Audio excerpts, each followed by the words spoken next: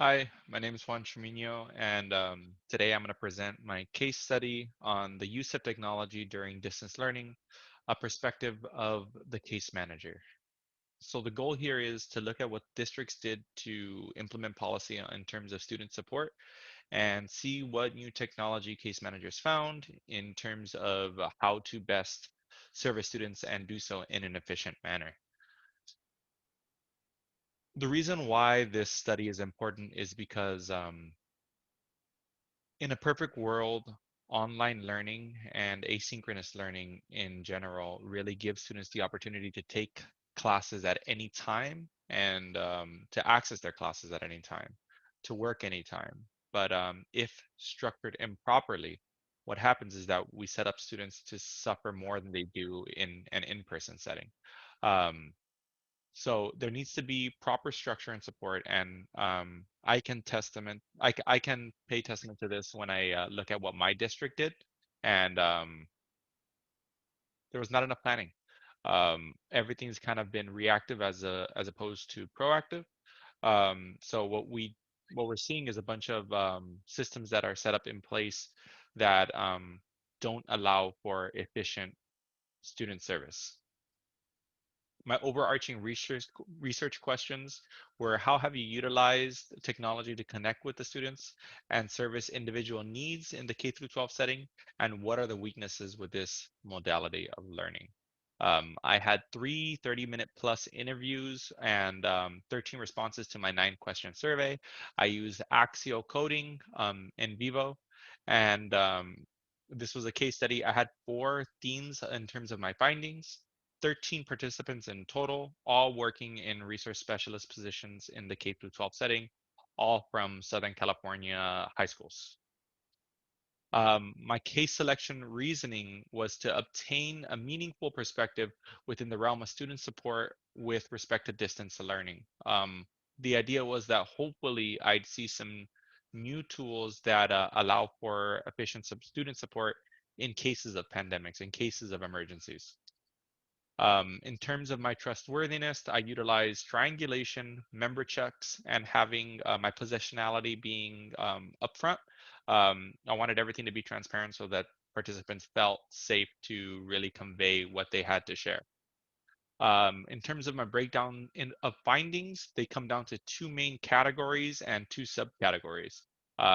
For preparedness, I had teacher preparedness and student preparedness, and for inadequacies, I had district inadequacies and the lack of new tools.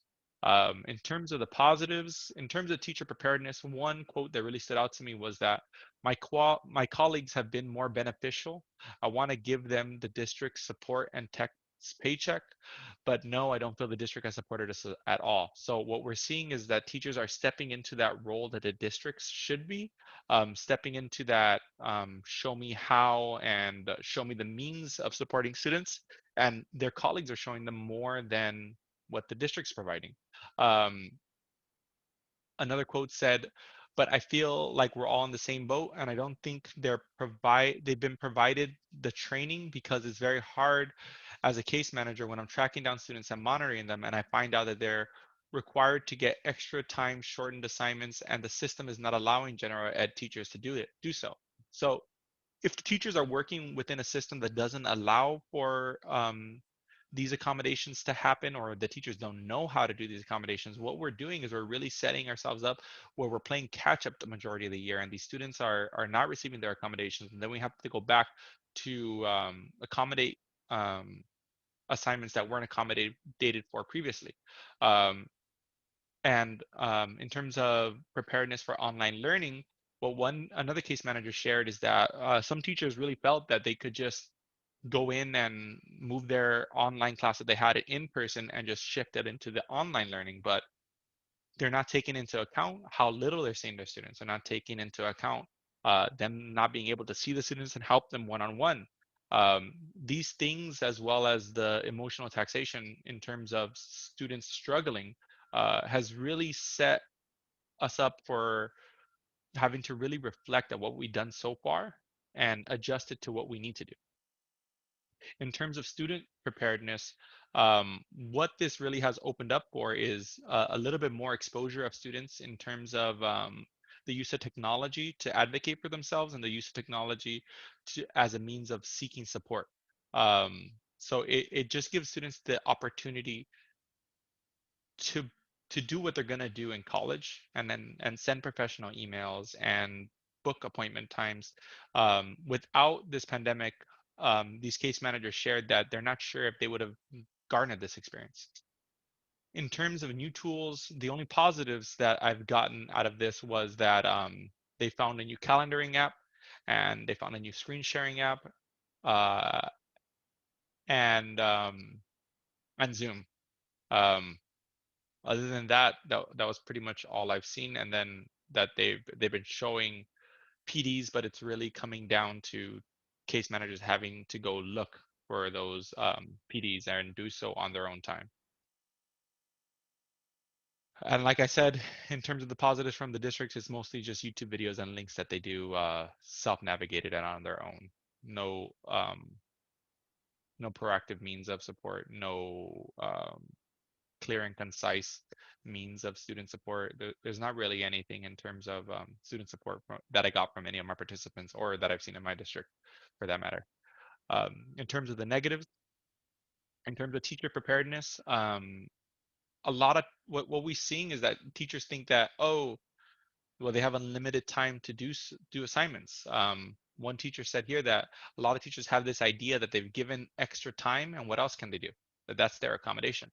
But that doesn't work. Blanket accommodations don't work, and without proper training of how to service students, of how to implement accommodations for case managers, it there's not much that many case managers can do, um, but ask for more support, especially since they're not really trained in providing these accommodations in an online learning modality.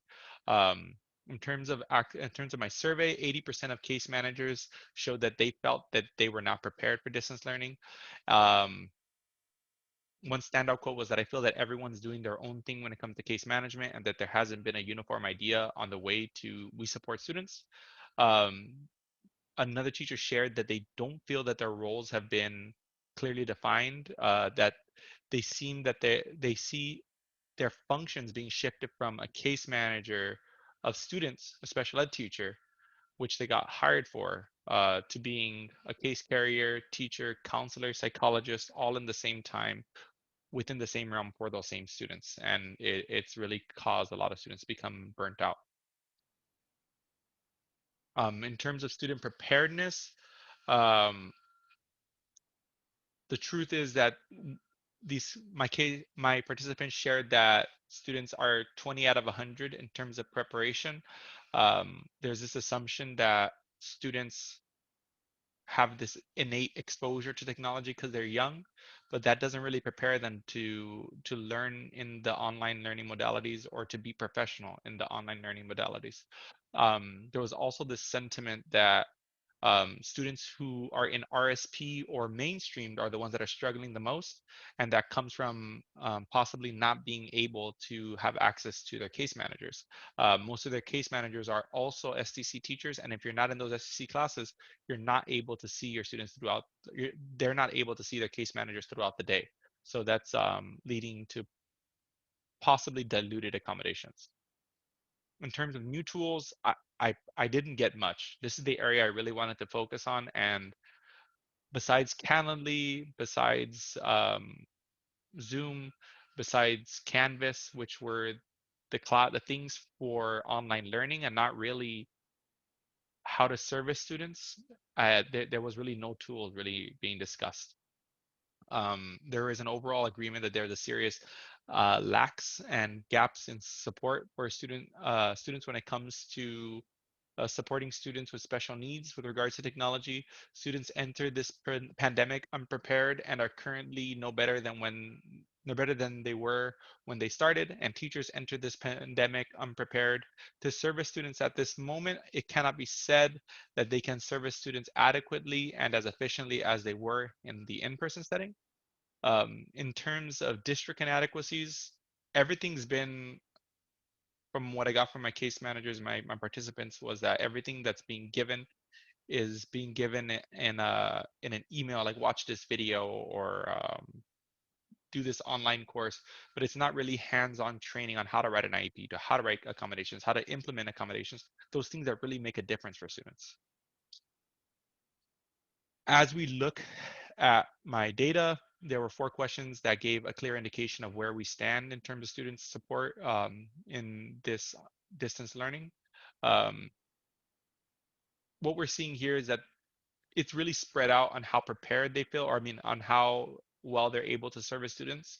Um, we had responses equaling pretty much on 2 and 4, but we had absolutely no one answer that they felt that they were able to service their students to the most of their ability, or the ability that they were able to in an in-person learning. Um, this one asked, have you been offered training strictly on case management settings since the distance learning began? Um, everyone said no, but the one participant that said yes, detailed that that training was on the Calendly app, so a calendaring service. Question 7 said, what students do you feel are suffering the most? And like I said before, it's unanimously agreed that it's those students that don't have as much access to the case manager. So those that are in the RSP setting, or those that are in full mainstream classes.